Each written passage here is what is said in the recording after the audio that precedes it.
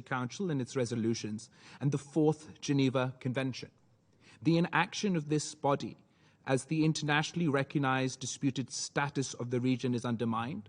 The inaction of this forum, while the Muslim majority of Kashmir are being turned into a minority in their own land, in their own home, leads the youth of Kashmir to question that who will resolve this conflict, who will deliver the peace they were promised. We challenge those that worry about food security. Resolve the Kashmir dispute. Open the doors to peace in South Asia.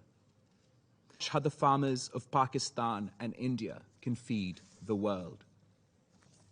Even those not directly involved in a conflict pay the price of war.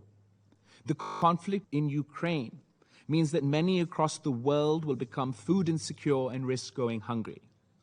Pakistan relied heavily on wheat and fertilizer from the region. Our farmers are suffering, and so are our people.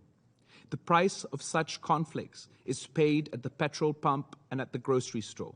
For everyone who finds it difficult to make ends meet, things just got a lot more difficult. We're in the middle of the most deadly pandemic of our time. Millions have died.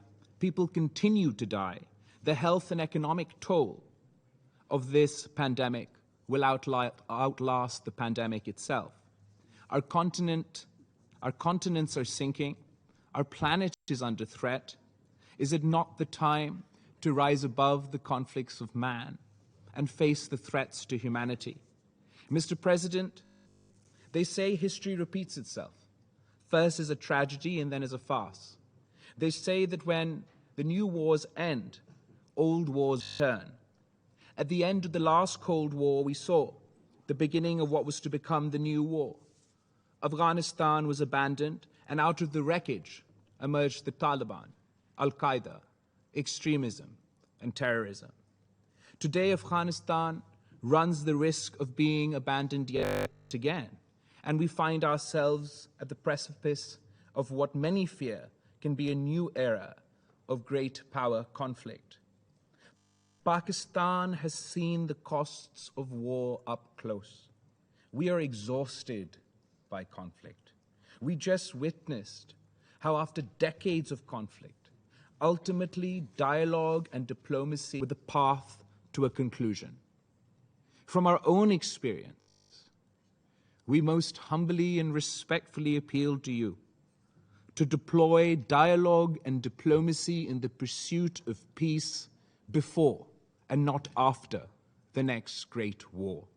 Save another generation of humanity from the misery of conflict.